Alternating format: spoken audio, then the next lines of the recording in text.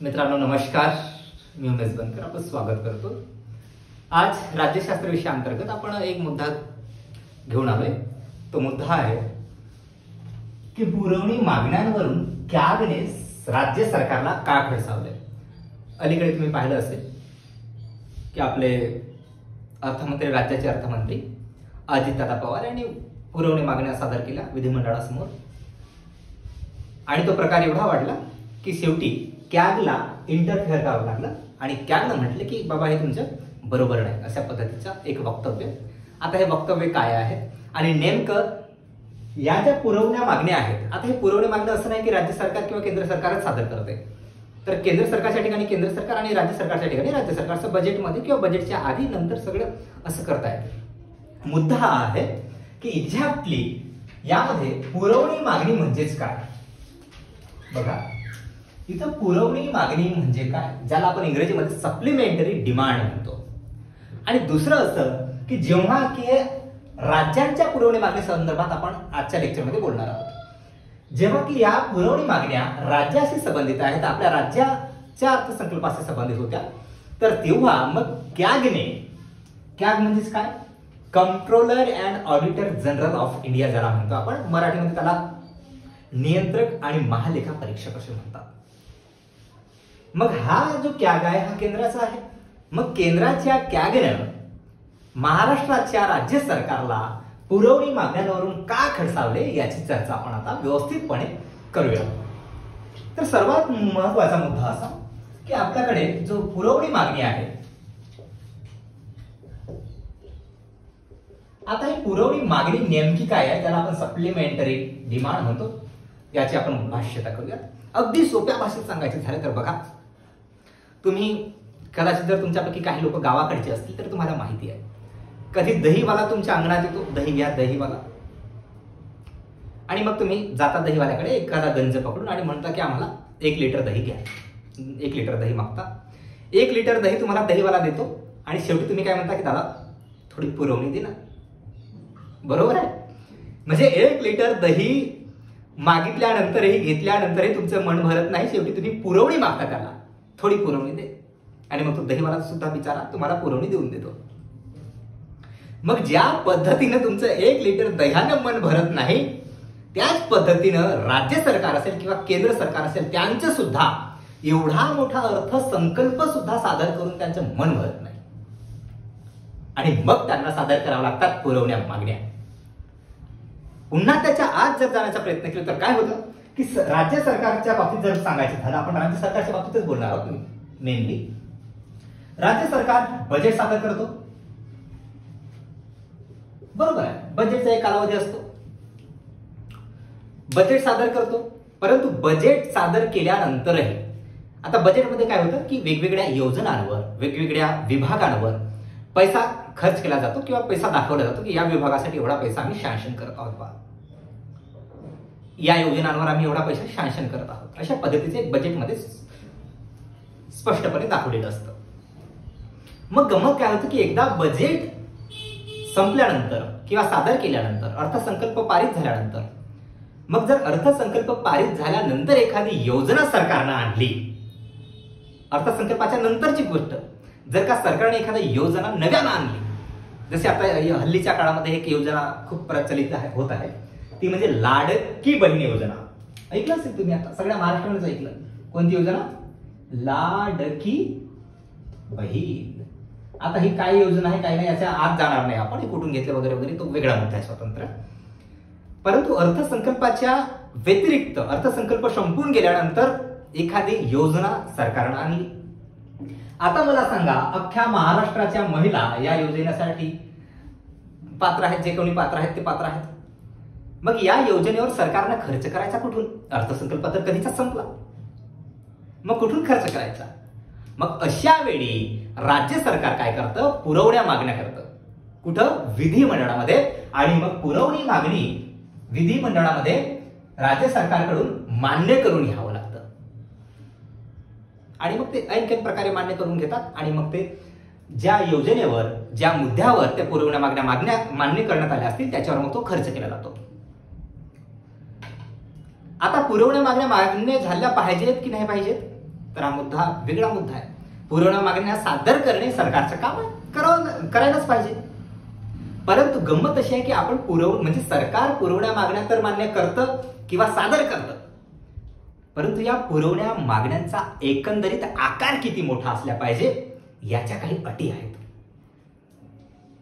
ह्या ज्या पुरवण्या मागण्या आहेत या जवळपास या बजेटच्या 10% असल्या पाहिजेत, 10% असल्या पाहिजेत. परंतु कॅगने इंटरफेअर काय केलं? कारण या मागण्या राज्य सरकारच्या 10% 15% गेल्या आहेत. राज्य सरकार मागताच मागते. कुठं खर्च करते समजतच नाही, कॅगला समजतच नाही. म्हणजे ज्या 10% पुरवण्या मागण्या असायला पाहिजे होत्या त्याचा आकडा वाढला 15%. दुसरी गोष्ट अशी की आपलं राज्य सरकार यांचा जे महसुली तूट आहे आणि महसुली खर्च, एक बघा हा एक शब्द ऐकला असेल तुम्ही, बजेटमध्ये ऐकता, बजेट जेव्हा शिकतो आपण तेव्हा या सगळ्या संकल्पना आपल्याला स्पष्ट कराव्या लागतात. परंतु महत्वाची गोष्ट अशी की राज्य सरकारचा जो महसुली खर्च आहे, महसुली खर्च आणि महसुली जमा यांच्यातील जो अंतर आहे ना, हा अंतर खूप जास्त वाढला, यांच्यात तफावत खूप जास्त झाली आणि ही गोष्ट कॅगला खटकली. आता कॅगला कोणत्या गोष्टी खटकल्या ते सगळे पाहणार आहोत आपण. पहिली गोष्ट काय की आपल्या राज्य सरकारचा म्हणजे महाराष्ट्र राज्य सरकारचा जो महसुली खर्च आहे आणि महसुली जमा आहे याच्यात मध्ये खूप तफावत झाली निर्माण. दुसरी गोष्ट अशी जी पुरवणी मागण्या 10% मागायला पाहिजे होत्या त्या पुरवणी मागण्या राज्य सरकारनं कुठपर्यंत ढकलत नेल्या? 15% तरीही मन काही भरत नाही.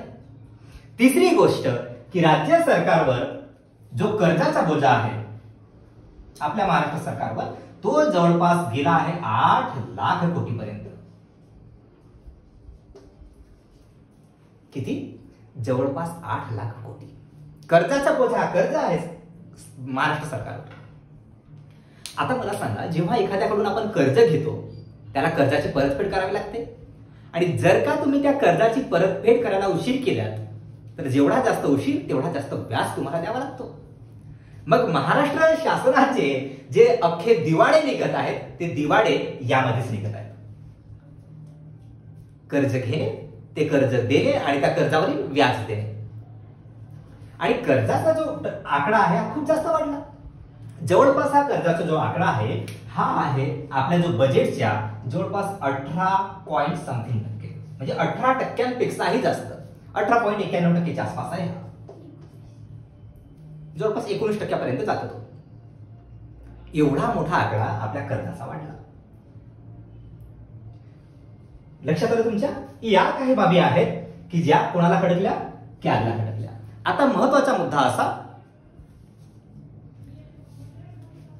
की कॅगनं इंटरफेअर का केला? म्हणजे कॅग तर केंद्रात आहे, कॅग कुठं आहे? केंद्रामध्ये येतो. राज्यघटनेच्या कलम 148 मध्ये कॅग पाहायला मिळतो तुम्हाला. बघा, राज्यघटनेमध्ये एक कलम 148 आहे ज्याच्यामध्ये तुम्हाला CAG कॅग पाहायला मिळतो. आता हा कॅग काय करतो की लेख्यांची तपासणी करतो. आता मुळातच प्रश्न काय म्हटलं मी तुम्हाला की कॅग तर केंद्राच्या कलमेमध्ये पाहायला मिळतो तुम्हाला, मग हा राज्यामध्ये काय इंटरफेअर करत आहे हा महत्वाचा मुद्दा. तर ज्या पद्धतीने बरीच काही पदे आहेत की जे केंद्रामध्ये आणि राज्यामध्ये पाहायला मिळतात, तर त्याला एक अपवाद पद असा आहे, तो आहे CAG, controller and auditor general of India, नियंत्रक आणि महालेखा परीक्षक. याला पॅरलल राज्यामध्ये कुठलाही एक पद नाहीये. म्हणजे हा केंद्रासाठी आणि राज्यासाठी हा एकच आहे. म्हणजे केंद्राच्या लेख्यांचं परीक्षण आणि राज्यांच्या लेख्यांचं परीक्षण असे दोन्ही परीक्षण हा एकटा कॅग करतो. कोणत्या कलमेत आहे? 148 मध्ये. त्याच्यामध्ये बघा, कलम 151(1) आणि कलम 151(2) अशा 2 कलम आहेत. काय करतो या कलमांतर्गत कॅग? या कलमांतर्गत कॅग काय करेल? अहवाल सादर करेल. अहवाल कलम 151(1) अनुसार हा केंद्राचा अहवाल असतो. केंद्राचा अहवाल केंद्राचा अहवाल काय करतो, कोणाला सादर करतो? राष्ट्रपतीकडे सादर करतो आणि मग राष्ट्रपती संसदेमध्ये मांडतात. आलं लक्षात तुमच्या? काय होत आहे की कलम 151(1) अंतर्गत जो क्याग आहे हा केंद्राचा अहवाल कोणाकडे सादर करेल? राष्ट्रपतीकडे सादर करेल. राष्ट्रपती कुठे मांडतात? मग संसदे मांडतात आणि मग संसदेमध्ये त्यांना मान्यता द्यावी लागते. तर त्याच पद्धतीनं क्याग पुन्हा काय करतो? कलम 151(2) अनुसार राज्यांचा लेखाजोखा मांडतो. राज्यांचा जो अहवाल असतो तो कोणाकडे सादर करेल? आता राज्यपालाकडे करेल. राज्यांचा अहवाल राज्यपालाकडे सादर करतो आणि मग राज्यपाल विधिमंडळामध्ये मांडण्याचा प्रयत्न करतात. राज्याच्या विधिमंडळामध्ये मांडतात आणि मग विधिमंडळामध्ये त्यांना मान्यता द्यावी लागते. म्हणजेच आता बघा काय होतं इथं की हा जरी क्याग केंद्राचा असला, व्यक्ती असला केंद्राचा, तरी हा केंद्राचा सुद्धा अहवाल सादर करतो आणि हाच व्यक्ती राज्यांचा सुद्धा अहवाल सादर करतो. म्हणजे केंद्राच्या ठिकाणी आणि राज्यांच्या ठिकाणी अशा दोन्ही ठिकाणी तो लेख्यांचं परीक्षण करण्याचं काम करतो आणि म्हणून याच एका अधिकाराच्या अधिपत्याखाली, या एका अधिकाराने क्यागने केंद्र सरकारला राज्य सरकारला पुरवणी मागण्यांवरून खडसावले. आता लक्षात आलं तुमच्या सगळी थीम की का बरं क्यागने इंटरफेअर केला राज्याच्या सरकारमध्ये आणि पुन्हा आता सूचना कोणत्या दिल्या राज्य सरकारला ते सांगतो तुम्हाला की क्यागने राज्य सरकारला म्हटलं की तुम्ही उगाच आभासी आकड्यांकडे धावू नका. म्हणजे प्रत्येक सरकार, म्हणजे मी कुणा सरकारवर बोट ठेवत नाही, प्रत्येक सरकार तेच करतं सत्तेत आल्यानंतर की जनतेला खुश करण्याचा प्रयत्न करते. बरोबर? सरकारचं काम काय? जनतेला खुश करण्यासाठी वाटते ते करत चालले. परंतु जनतेला खुश करण्याच्या नावाखाली आपण आभासी आकडे दाखवू शकत नाही. वास्तविक आकड्यांवर आपण काम केलं पाहिजे किंवा जे क्यागने सांगितलं सरकारला तेच सांगितलं, तुम्ही आभासी जगात राहू नका, तर वास्तविक आकड्यांमध्ये जे बजेट असेल ते तुमचं बजेट कसं असलं पाहिजे? वास्तविक असलं पाहिजे. राज्याला जे आवश्यक आहे ते असलं पाहिजे आणि महसुली तूट, महसुली खर्च आणि महसुली जमा यांच्यातील जो अंतर आहे हा कमीत कमी ठेवा. राज्यांवरील कर्जाचा जो बोजा आहे हा सुद्धा अतिरिक्त वाढू देऊ नका आणि पुरवण्या मागण्यांचा हा जो आकार आहे हा सुद्धा 10% जास्त असू नये अशा सुद्धा क्यागने राज्य सरकारला शिफारसी केल्या, ज्याला आपण सूचना सुद्धा म्हणू शकतो. तर हाच एक आजच्या क्लासचा माझा उद्देश होता की एक्झॅक्टली पुरवणी मागण्या काय आहेत, आपला क्याग काय आहे आणि राज्य सरकार आणि क्यागचा नेमका काय संबंध आहे की ज्या आधारे क्याग इंटरफेअर करू शकतो.